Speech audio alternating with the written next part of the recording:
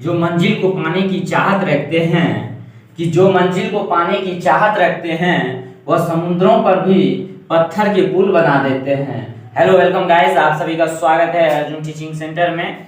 आज मैं फिर से क्लास 10 का मैथ बताने जा रहे हैं। इससे पहले मैं 3.4 का फुल सॉल्यूशन दिया था, आज मैं 3.5 का सॉल्यूशन करने जा रहा हूं। तो देखिए यहाँ पे 3.5 का पहला क्वेश्चन क्या कह रहा है। तो देखिए, निम्नरेखिक समीकरणों के युग्म में से किसका, एक्सरसाइज 3.5 है, निम्नरेखिक समीकरणों के युग्म में से किसका एक अद्वितीय हल है, किसका कोई हल नहीं है, या किसके अपरिमित रूप से अनेक हल है। अद्वितीय हल की स्थिति में उसे ब्रज गुणन विधि से ज्ञात कीजिए। तो पहला और दूसरा क्वेश्चन मैं बता रहा हूं, ऐसे इस टाइप का क्वेश्चन बेसिक इंफॉर्मेशन में बताया था। तो फर्स्ट क्वेश्चन देखिए यहाँ पे, पहला क्वेश्चन है x - 3y - 3 बराबर 0 और 3x - 9y बराबर 2 बराबर 0। तो यहाँ पे देखिए हम किस तरह इसको सॉल्व करेंगे। यहाँ पे a1 क्या होगा x, b1 क्या होगा -3, उसके बाद c1 क्या हो जाएगा -3, c1 भी -3। तो a2 क्या है यहाँ 3, b2 क्या है, ये 1 होगा, सॉरी 1 होगा। b2 क्या है यहाँ पे -9 और c2 क्या है -2। तो अब इसको सॉल्व किस टाइप से करेंगे, हम बताए थे आपको a1/a2, तो क्या हो जाएगा 1/3, b1/b2 यानी -3/-9, ये खत्म 3, 1/3 ये भी, c1/c2 इसको क्या करेंगे -3/-2। तो इसका फॉर्म क्या आ गया जानते हैं, a1/a2 बराबर b1/b2 डजंट c1/c2। जब इस स्थिति में रहेगा तो इसका क्या हल आएगा हम आपको बताए थे। जब इस स्थिति में होगा तो इस रेखिक समीकरण का जो है कोई हल नहीं होगा। क्या होगा, इस समीकरण का कोई हल नहीं होगा, कोई हल नहीं होगा, कोई हल नहीं। ठीक, अब दूसरा मैं बता रहा हूँ 2x + y बराबर 5 और 3x + 2y बराबर 8 के। तो देखिए यहाँ पे दूसरा, ये समझ गए। ये अब दूसरा देखिए एक्सरसाइज 3.5 का है। दूसरा सवाल देखिए, एक का दूसरा क्या है, 2x + y बराबर 5, 3x + 2y बराबर 8। देखिए यहाँ पे इसको भी इसी टाइप से पहले हल करेंगे। a1 बराबर क्या है 2, b1 बराबर क्या है 1, c1 बराबर -5, a2 बराबर 3, b2 बराबर 2, c2 बराबर -8।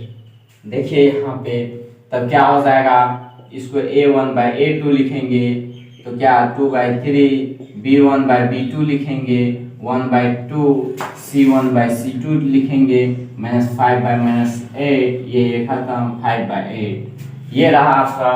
उसके बाद देखिए इसका मतलब क्या हुआ, ये होगा a1/a2 बराबर doesn't b1/b2 doesn't c1/c2।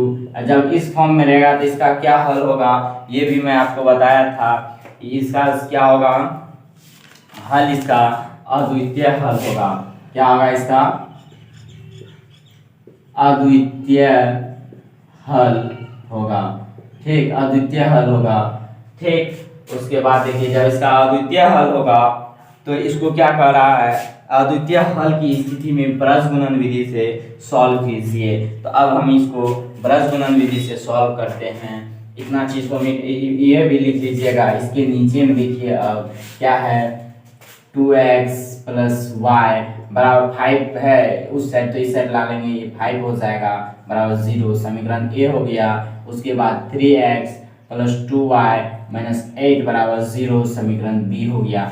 Braj गुणन विधि से किस तरह बनाएंगे, इसका सूत्र होता है, क्या होता है सूत्र देखिए, x बराबर जब x का वैल्यू निकालेंगे तो इसका सूत्र होता है b1c2 - c1b2 a1b2 - b1a2।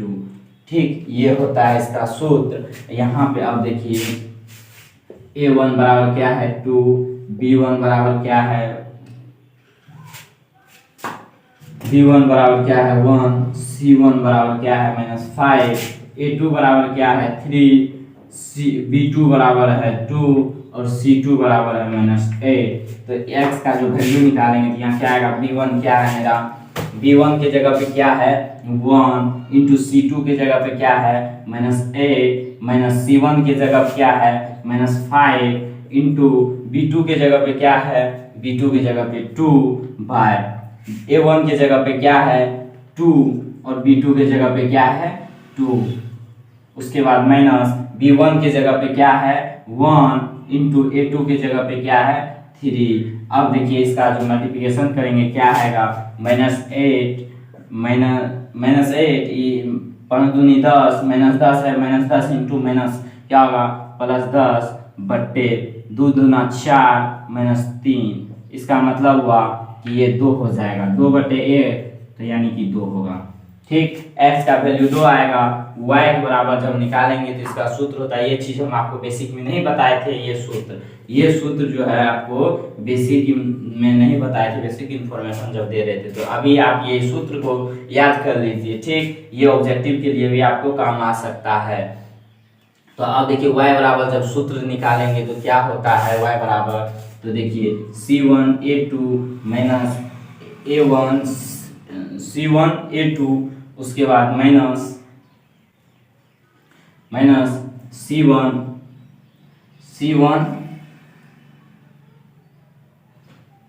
C1A2 minus C2A1 उसके बाद देखिए A1B2 माइनस A2B1, ये होता है सूत्र। अब यहाँ से देखिए निकालिए, C1 मेरा क्या है -5 है, उसके बाद A2 मेरा क्या है A2 3 है, माइनस C2 क्या है -8, A1 क्या है A1 है मेरा 2।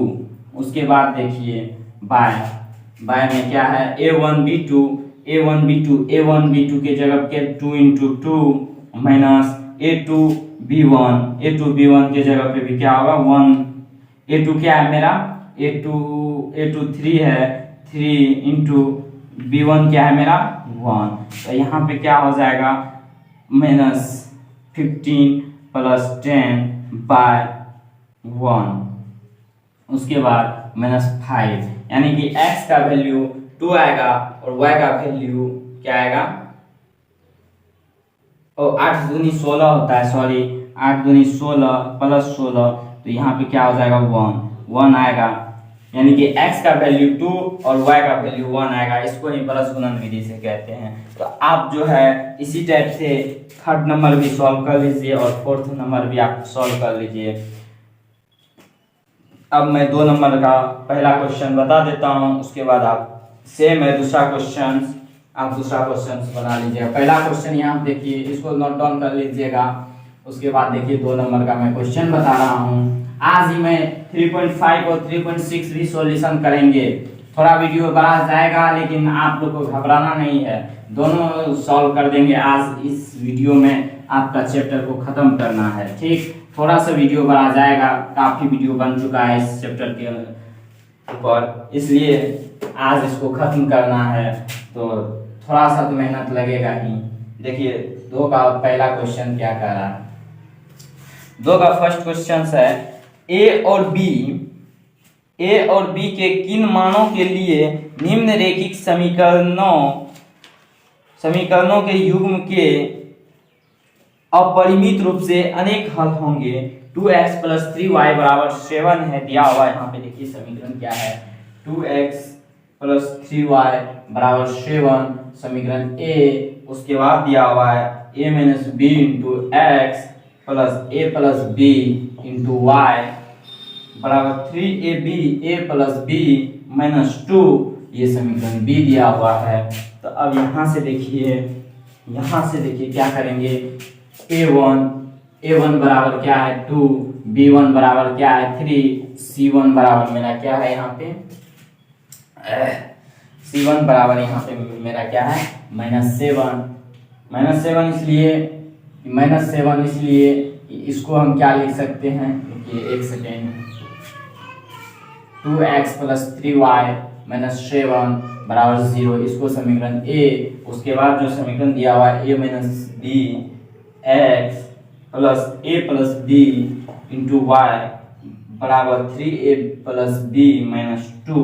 तो अब यहाँ से देखिए इसको क्या लिखेंगे, a minus B X plus a plus B into Y minus 3a plus B minus 2, यही है। उसके बाद 0 समीकरण बी। अब देखिए a1 यहाँ पे क्या है 2, b1 यहाँ पे क्या है, b1 यहाँ पे 3, c1 क्या है माइनस 7। उसके बाद देखिए a2 यहाँ पे क्या है, a2 यहाँ पे है a माइनस बी। उसके बाद b2 यहाँ पे क्या है, b2 बराबर क्या है a प्लस बी। उसके बाद c2 बराबर यहाँ पे क्या है, ये देखिए c2 बराबर क्या है, तो c2 बराबर है minus 3a plus B minus 2, यही है c2 बराबर। ठीक, अब यहाँ पे देखिए यहाँ पे क्या कर रहा है हमको, यहाँ देखिए अपरिमित रूप से अनेक हल होंगे, उस टाइप से हमको निकालना है सॉल्यूशन। तो क्या लिखेंगे, रैखिक समीकरणों के युग्म, रैखिक समीकरणों के युग्म के अनंत हल के लिए, युग्म के अनेक हल के लिए क्या हो जाएगा यहाँ पे, अनेक हल के लिए।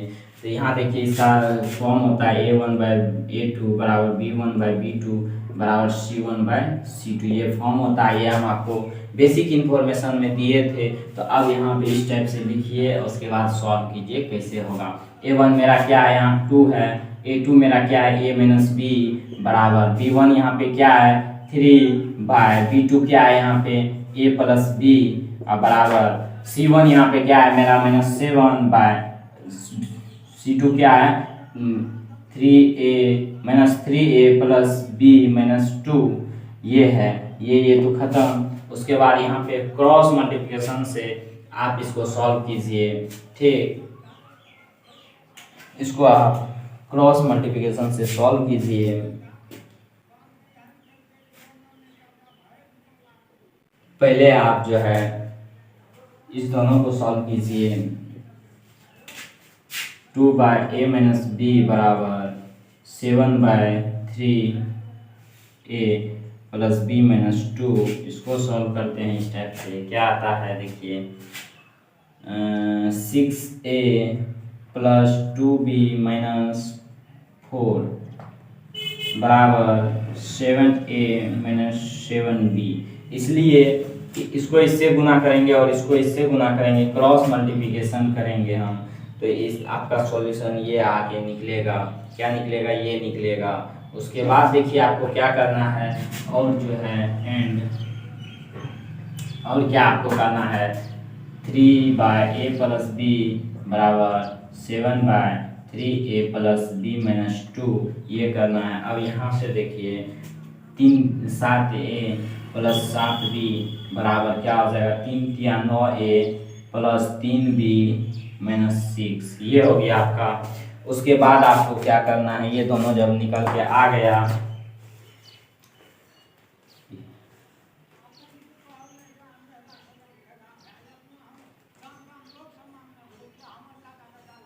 ये दोनों जो आपको निकल के आ गया, तो अब देखिए यहाँ पे इसको हम पहले क्या लिखेंगे, इसको हम ऐसे लिख सकते हैं 6a है 7a, इसको इस साइड ला लेते हैं 6a plus 2b minus 4 minus 7a plus 7b बराबर 0।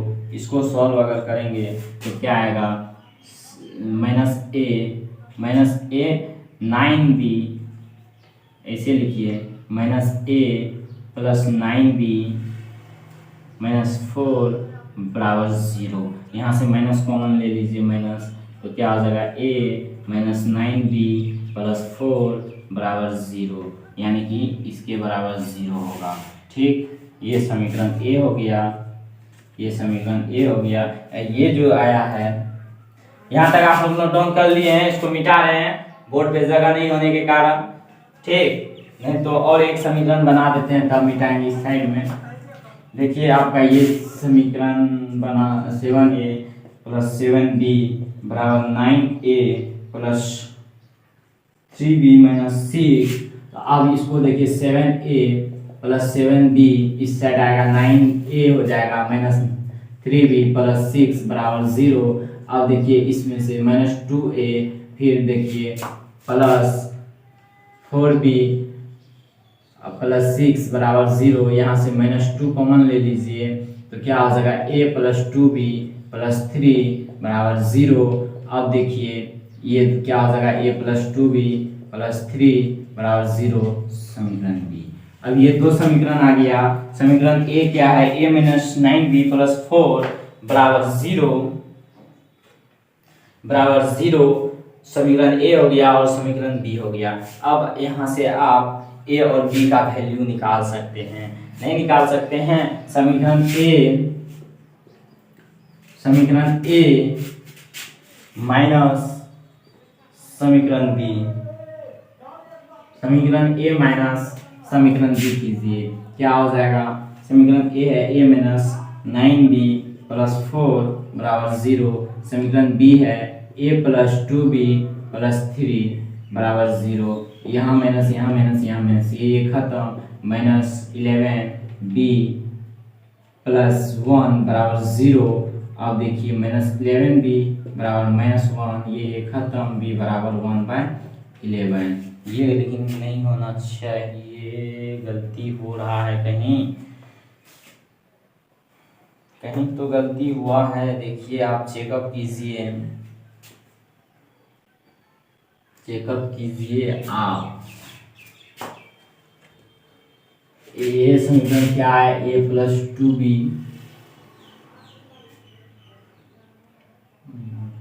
जब यहाँ पे माइनस आप कॉमन लिए हैं तो यहाँ भी माइनस होना चाहिए ना, और यहाँ भी माइनस होना चाहिए। तो यहाँ माइनस हो गया, ये भी माइनस हो गया, ये समीकरण बना। अब देखिए यहाँ पे क्या गलती की थी, यहाँ माइनस ये प्लस हो जाएगा, ये भी प्लस हो जाएगा, ठीक। अब देखिए यहाँ पे ये हो जाएगा माइनस 7b, ये हो जाएगा प्लस 7 बराबर 0।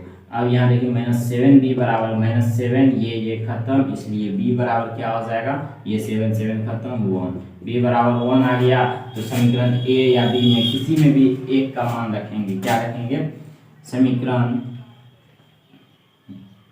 b में b का मान रखने पर समीकरण b क्या है, a माइनस 2b माइनस 3 बराबर 0, a माइनस 2 इंटू 1 बराबर ये माइनस 3 इस साइड आएगा 3, उसके बाद a इस साइड माइनस में इस साइड जाएगा प्लस 3 प्लस 2, इसलिए a बराबर क्या हो जाएगा 5, a बराबर 5 b बराबर 1, ये निकल के आ गया।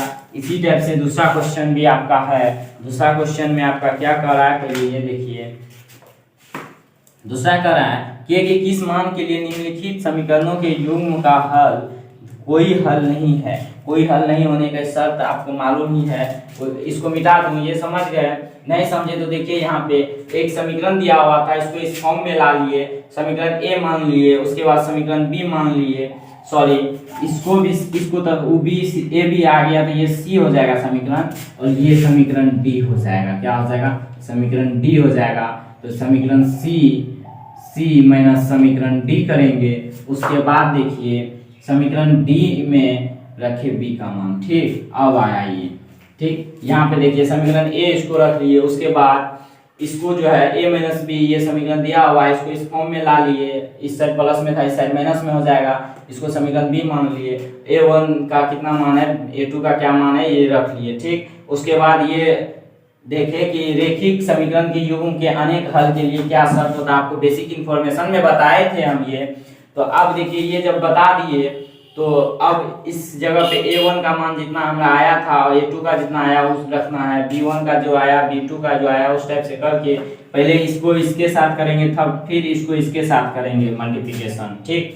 ये करके उसके बाद जो दोनों समीकरण निकलेगा उससे a और b का मान निकालेंगे। a और b का मान निकाल लिए तो यही तो हमारा कह रहा है कि a और b का मान निकालने के लिए, तो निकाल लिए। दूसरा क्वेश्चन में भी सेम वही है, तो इसको हम मिटा रहे हैं। देखिए उस टाइप से आप पहले समीकरण निकाल लीजिएगा। दूसरा का इंफॉर्मेशन दे देते हैं थोड़ा सा।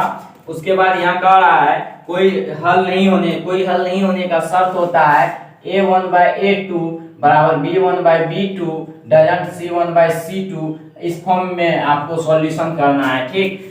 इस फॉर्म में आपको सॉल्यूशन करना, अगर नहीं होगा सॉल्यूशन तो आप कमेंट कीजिएगा, हम दूसरा वीडियो में जरूर बताएंगे। ऐसे इस चैप्टर का आज अंतिम दिन करना है, अंतिम देहांत करना है, ठीक। इसलिए हम फास्ट आगे बढ़ रहे हैं। इसको मिटा देते हैं। देखिए आप लोग वीडियो को ज़्यादा से ज़्यादा शेयर कीजिए अगर आप सबको अच्छा से समझ में आ रहा है। तो अगर नहीं आ रहा है तो कोई बात नहीं है, आप कमेंट कीजिए, मैं और अच्छा बेहतरीन तरह से समझाने का कोशिश करूँगा। आप कमेंट कीजिएगा तो ही ना हम जानेंगे आपको समझ में आ रहा है या नहीं। तीसरा क्वेश्चन क्या कर रहा है वो देखिए। तीसरा क्वेश्चन कर रहा है कि निम्न रैखिक समीकरणों के युग्म को प्रतिस्थापन एवं ब्रज गुणन विधि से हल करें। उसके बाद कर रहा है किस विधि को आप अधिक उपयुक्त मानते हैं। देखिए आपको दोनों विधि से हम बता चुके हैं, प्रतिस्थापन विधि से भी इससे पहले बता दिए और ब्रज गुणन विधि से भी बता दिए। ब्रज गुणन विधि से, ब्रज गुणन विधि का सूत्र होता है, सूत्र हम आपको बता चुके हैं। ब्रज गुणन विधि का सूत्र होता है, तो सूत्र आपको बताए थे। क्या बताए थे सूत्र? b1c2 b2c1 बाय में क्या होगा? बाय में होगा a1 b2 a2 b1। ये हो गया x बराबर, और y का मान निकालेंगे तो y का मान निकालेंगे जब तो क्या होगा? a2c1 a1 c2 bye a1 b2 a2 b1। ये होगा y के लिए, ये होगा x के लिए। और प्रतिस्थापन विधि भी बताए थे आपको। प्रतिस्थापन विधि में आपको क्या बताए थे? पहले x को खाली कर लेंगे, उसके बाद फिर x का मान रखेंगे दूसरे समीकरण में और वहां से y का मान निकाल लेंगे, और या फिर x का मान y का मान निकाल लेंगे। y का मान जब निकल जाएगा फिर दूसरा समीकरण में रख के x का मान निकालेंगे। तो ये सवाल आपसे बन जाना चाहिए, उम्मीद है। उसके बाद देखिए नेक्स्ट सवाल क्या आपका कह रहा है। नेक्स्ट क्वेश्चन 4 नंबर है कि निम्न समस्याओं में रैखिक समीकरणों के युग्म बनाइए और उनके हल यदि उनका अस्तित्व हो किसी बीजगणितीय विधि से ज्ञात कीजिए। पहला कह रहा है, सवाल है कि एक छात्रावास के मासिक व्यय का एक भाग नियत है तथा शेष इस पर निर्भर करता है कि छात्र के कितने दिन भोजन लिया है। जब एक विद्यार्थी ए को जो 20 दिन भोजन करता है 1000 रुपया छात्रावास के व्यय के लिए अदा करने पड़ते हैं, जबकि एक विद्यार्थी बी को जो 26 दिन भोजन करता है छात्रावास के व्यय के लिए 1180 रुपया अदा करने पड़ते हैं। तो नियत व्यय और प्रतिदिन के भोजन का मूल्य ज्ञात कीजिए। तो अब यहाँ पे देखिए इसको कैसे बनाएंगे। पहले तो खर्चे का नियत भाग निकालेंगे, उसके बाद प्रतिदिन खाने का मूल्य निकालेंगे, ठीक। तो इस दोनों को हम पहले मान लेंगे। 4 का पहला क्वेश्चन है 3.5 का। देखिए क्या है, तो इसमें जो जो कह रहा है निकालने के लिए हम उसको पहले मानेंगे। माना कि खर्चे की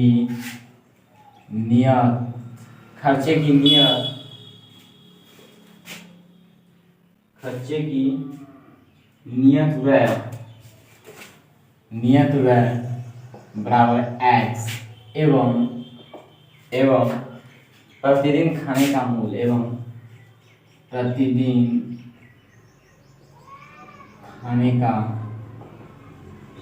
मूल्य बराबर y। ये दोनों मान लिए। उसके बाद देखिए क्या कर रहा है। उसके बाद कह रहा है कि 20 दिन में एक विद्यार्थी जो 20 दिन भोजन करता है 1000 रुपया लगता है। देखिए अकॉर्डिंग टू क्वेश्चंस, पहले तो x प्लस 20 दिन तो 20y बराबर 1000 समीकरण ए हो जाएगा ये। उसके बाद कर रहा है एंड एवं उसके बाद करा पी को जो 26 दिन भोजन करता है, पी जो 26 दिन करता है, तो x प्लस 26 डेज तो y 1180 लगता है। ये समीकरण बी हो गया। इसको किसी भी विधि से हम हल कर सकते हैं, तो सबसे सिंपल विधि से हम करेंगे। तो समीकरण बी माइनस समीकरण ए, यहाँ से x और y का वैल्यू निकालना है ना। 26y बराबर 1180, x प्लस 20y बराबर 1000। ठीक, यहाँ से देखिए 180, उसके बाद देखिए ये माइनस ये माइनस है, ये तो खत्म हो जाएगा 6y। तो अब देखिए ये 36 18 30, तो इसलिए y का वैल्यू हमारा आ गया 30।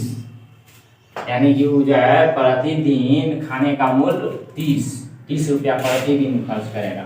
अब यहाँ से x निकालेंगे, इसलिए नियत व्यय उसका क्या है वो निकालने के लिए। तो समीकरण ए में y का मान रखने पर, समीकरण ए में जब y का मान रखेंगे तो क्या हो जाएगा, x प्लस 20y बराबर 1000, उसके बाद x प्लस 20 गुना 30 बराबर 1000, उसके बाद देखिए x प्लस 600 बराबर 1000, उसके बाद देखिए x बराबर 1000 माइनस 600 होगा, क्योंकि इस साइड अगर प्लस में है तो साइड जाएगा माइनस में होगा, इसलिए x बराबर 400। ये आ गया x का वैल्यू, ये आ गया y का वैल्यू। अब जो है क्या, जो चीज हमको पूछ रहा है, क्या पूछ रहा है यहाँ पे कि नियत व्यय क्या है। अतः नियत व्यय बराबर क्या माने थे हम, x का वैल्यू आया 400 रुपया है। उसके बाद देखिए एवं कह रहा है प्रतिदिन खाने का मूल्य, क्या माने थे हम, y का वैल्यू हमारा आया है 30, तो 30 रुपया। एक दिन में वो 30 रुपया खाएगा, लेकिन उसका नियत जो है, नियत मतलब हर अथी जो करेगा नियत में उसका 400 रुपया हो जाएगा। नेक्स्ट सवाल क्या कर रहा है हमारा, वह देखना है आपको। नेक्स्ट सवाल है कि एक भिन्न 1/3 हो जाती है जब उसके अंश से 1 घटाया जाता है, वह 1/4 हो जाती है जब हर में 8 जोड़ दिया जाए। इस टाइप का हम क्वेश्चन आपको बताए थे, बट फिर मैं बता देता हूँ, नहीं तो आप बनाइएगा, कमेंट कीजिए कि आप लोग बना लीजिएगा। नहीं, देखिए मैं बता देता हूँ। ये भी क्या है, 4 का दूसरा नंबर सवाल क्या कह रहा है, देखिए। माना, पहले तो मानेंगे, माना कि भिन्न के अंश बराबर x एवं हर बराबर y, इसलिए भिन्न बराबर क्या हो जाएगा, x बाय y। ये हो गया अकॉर्डिंग टू क्वेश्चंस। क्या कर रहा है, भिन्न में मतलब अंश में 1 घटाएंगे तो क्या उपलब्ध होगा मेरा, 1/3। अब यहाँ देखिए, इसको सॉल्व कीजिए, y मतलब 3x माइनस 3 बराबर y, इस 3 को इस साइड ला लेंगे, 3x माइनस y बराबर 3, ये समीकरण ए हो जाएगा 9। या पुनः दीजिए ना, अगेन पुनः। फिर कह रहा है कि हर में 8 जोड़ दें, तो क्या हो जाता है, 1/4। इसको देखिए, 4x बराबर y प्लस 8, इस y को इस साइड ला लेंगे, y बराबर क्या हो जाएगा 8। ये समीकरण बी हो जाएगा। यहाँ से x और y का वैल्यू निकाल लेंगे, ऐसे नहीं तो समीकरण बी माइनस समीकरण ए। तो आप देखिए 4x माइनस वाई बराबर 8, 3x माइनस वाई बराबर क्या हो जाएगा, 3x माइनस वाई बराबर 3, ये माइनस ये प्लस ये माइनस ये खत्म, ये x बराबर हो जाएगा 5। x का वैल्यू आ गया 5। जब x का मान निकल गया तो यहाँ से आप स्वयं y का वैल्यू निकाल लीजिए। समीकरण ए में x का मान रखने पर क्या हो जाएगा देखिए 3x माइनस वाई बराबर 3 है। तो अब देखिए 3x का वैल्यू आया है ना, तो ये 5 माइनस वाई बराबर 3। अब 15 माइनस वाई बराबर ये 15 प्लस में, इस साइड आएगा माइनस में 15, तो क्या हो जाएगा माइनस वाई बराबर माइनस 12। तो ये खत्म, इसलिए y बराबर 12। ये आ गया आपका करेक्ट आंसर। x और y का वैल्यू आ गया। अब यहाँ पे हमको कह रहा है क्या निकालने, भिन्न निकालने का रहा है। भिन्न बराबर क्या, x बाय वाई। तो x का वैल्यू मेरा क्या है, x का वैल्यू 5, y का वैल्यू 12। ये हो गया आपका आंसर, करेक्ट आंसर ये हो गया आपका। ठीक, अब देखिए नेक्स्ट सवाल आपका क्या कह रहा है। यश ने एक टेस्ट में 40 अंक अर्जित किए। जब उसे प्रत्येक सही उत्तर पर 3 अंक मिले तथा अशुद्ध उत्तर पर 1 अंक की कटौती की गई, यदि उसे सही उत्तर पर 4 अंक मिले, उसको 4 अंक मिले तो अशुद्ध उत्तर पर 2 अंक कटते हैं, तो यश 50 अंक अर्जित करता है। टेस्ट में कितने प्रश्न थे। देखिए वीडियो आज बड़ा हो रहा है, तो आज यही 2 चैप्टर बनाएंगे। नेक्स्ट वीडियो में आपको फुल खत्म ही कर देंगे, 5-6 का बना के। देखिए इस क्वेश्चन को हम बता रहे हैं और 2 क्वेश्चन है इसके बाद, इसलिए वीडियो काफी बड़ा होता जा रहा है। देखिए 3 नंबर क्वेश्चन क्या कह रहा है यहाँ पे। 3 नंबर क्वेश्चन में जो कह रहा है, तो हम क्वेश्चन कर दिए, आप समझ गए होंगे। तो यहाँ पे पहले सही प्रश्न कितना है और गलत कितना है वो देखते हैं। माना कि सही प्रश्नों की संख्या बराबर x एवं गलत प्रश्नों की संख्या बराबर y तो 9। अब जो सवाल में कह रहा है उसी अनुसार हम लिखेंगे। सवाल में जो कह रहा है, क्या कह रहा है देखिए, आप सवाल पढ़िए। 3 अंक मिले सही उत्तर के लिए और गलत अशुद्ध उत्तर यानी गलत उत्तर के लिए 1 अंक काट लिए, तो ये हो गया। उसके बाद देखिए क्या कर रहा है, तो कितना हो जाता है, दोनों को 40 अंक।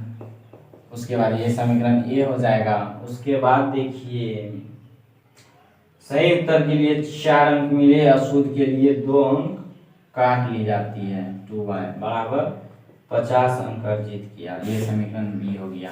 अब इस दोनों समीकरण को सॉल्व करेंगे हम। दोनों समीकरण को सॉल्व करके क्या होता है वो देखिए। अगर समीकरण ए में 2 से गुना कर देते हैं, समीकरण ए में विलोपन विधि से समीकरण ए में 2 से गुना करने पर क्या हो जाएगा, 2 से करेंगे 3x माइनस वाई बराबर 40 गुना 2, क्या हो जाएगा 6x माइनस 2y बराबर 80। समीकरण सी हो जाएगा। तो समीकरण सी माइनस समीकरण डी, ठीक।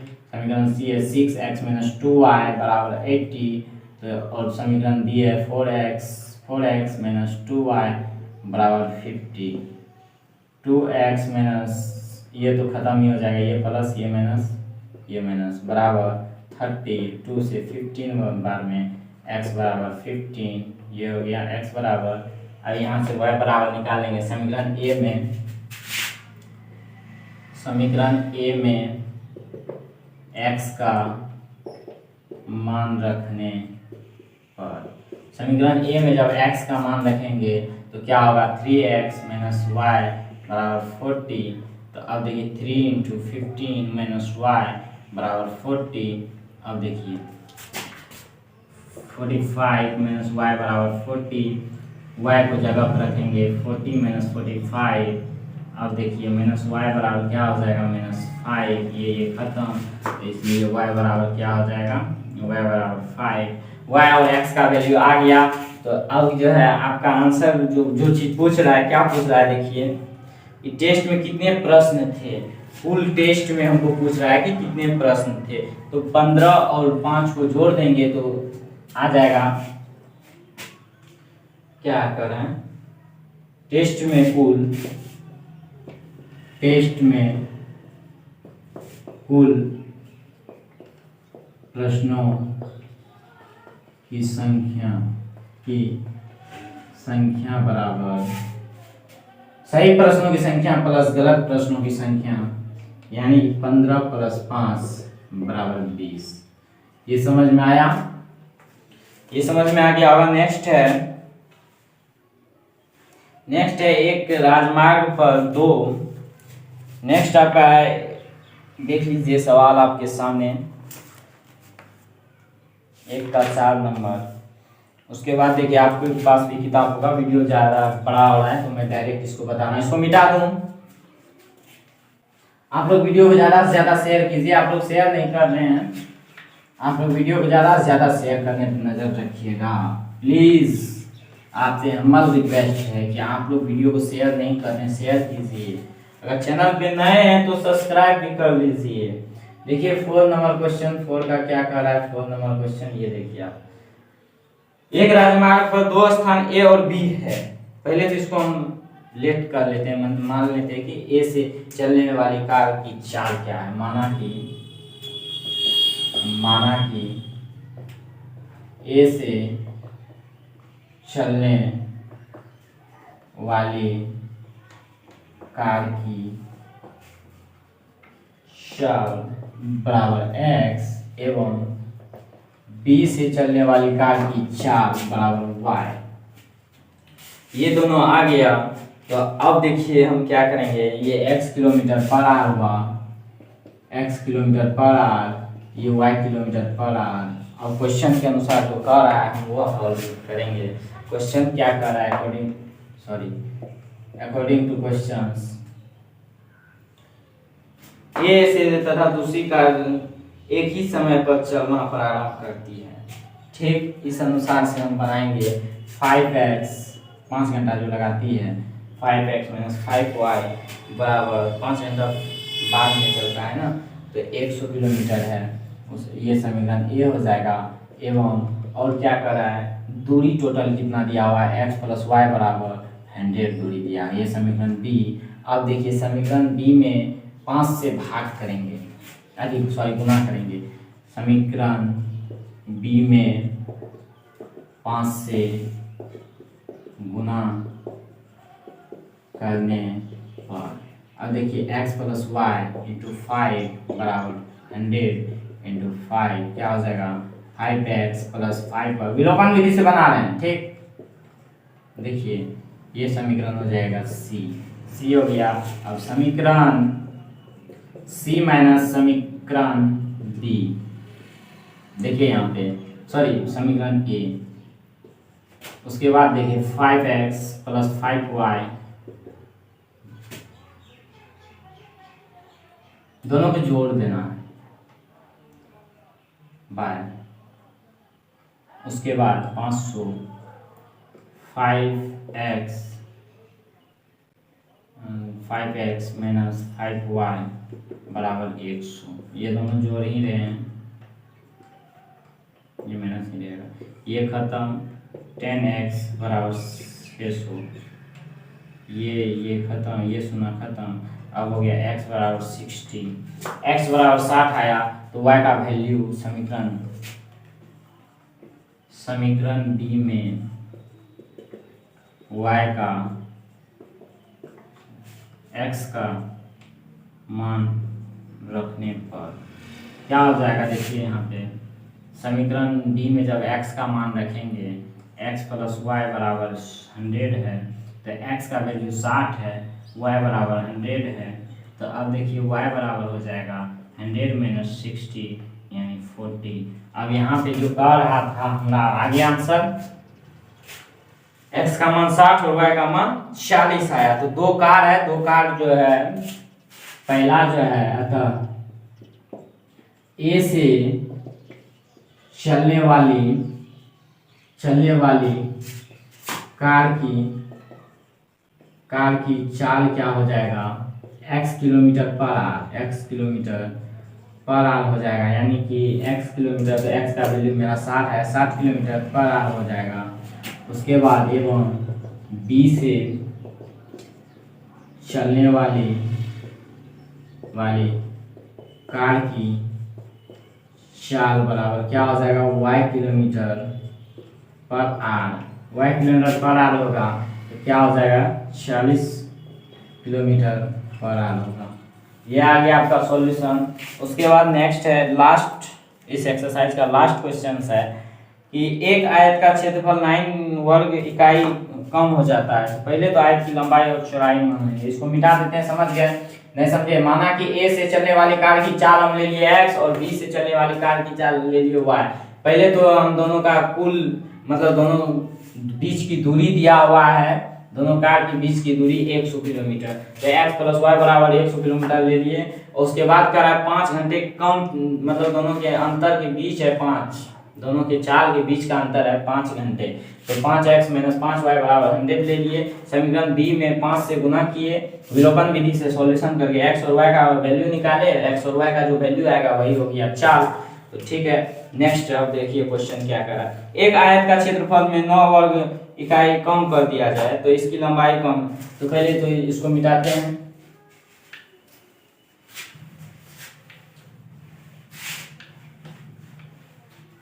देखिए यहाँ पे ये एक आयत है,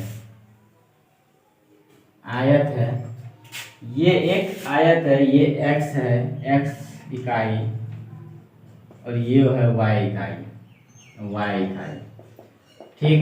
अब यहाँ पे मान लेंगे, वही मानने हैं, माना कि आयत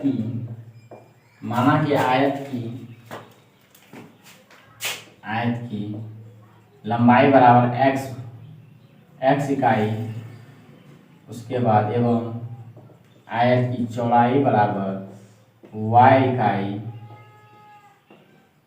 9। अब उसके बाद जो है कह रहा है कि लंबाई में 5 घटा दिया जाए और चौड़ाई में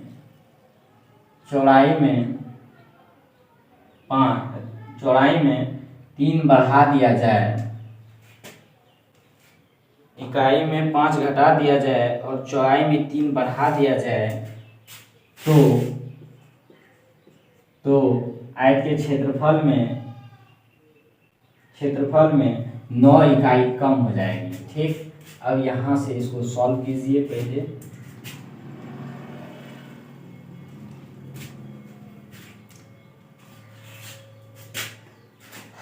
इसको सॉल्व कीजिए, पहले क्या होगा,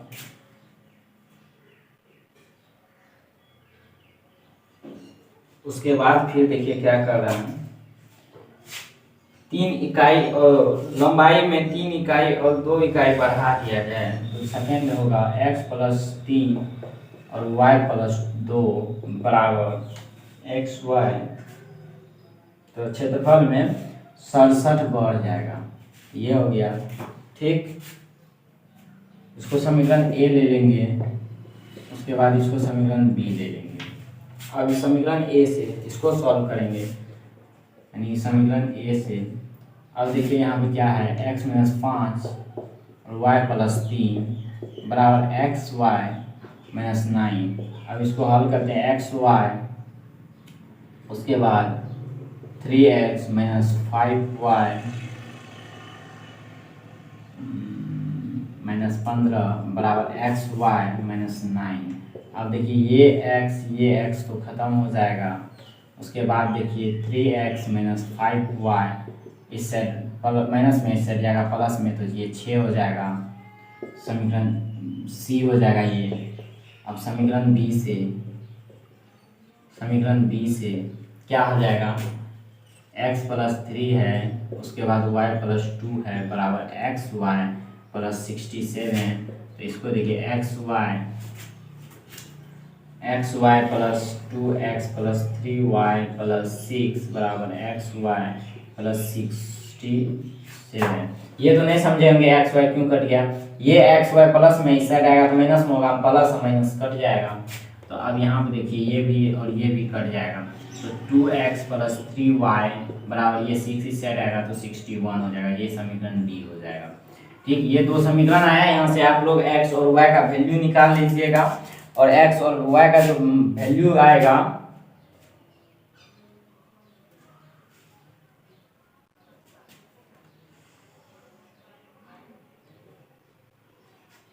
यहाँ से आप लोग x और y का वैल्यू निकाल लीजिएगा, चाहे आप विलोपन विधि से निकाले या प्रतिस्थापन विधि से निकाले, आप लोग निकाल लीजिएगा। जो x और y का वैल्यू आएगा वही आयत की लंबाई और चौड़ाई होगा। तो थैंक यू सो मच। अब आपको हम नेक्स्ट वीडियो में जो है 3.6 के बारे में बताएंगे। 3.6 फुल सॉल्यूशन देंगे। 3.6 और 3.7 है, तो 3.6 का फुल सॉल्यूशन आपको मिलेगा नेक्स्ट वीडियो में। तो आप लोग देखते रहिए अर्जुन टीचिंग सेंटर पे। तो थैंक यू सो मच। आपको 10th का फुल सॉल्यूशन मिलेगा मैथ का, और A to Z और भी सब्जेक्ट का मिलेगा। मोस्ट इंपॉर्टेंट क्वेश्चन भी बताया जाएगा जो एग्जाम के लिए बेहतरीन हो। Thank you so much.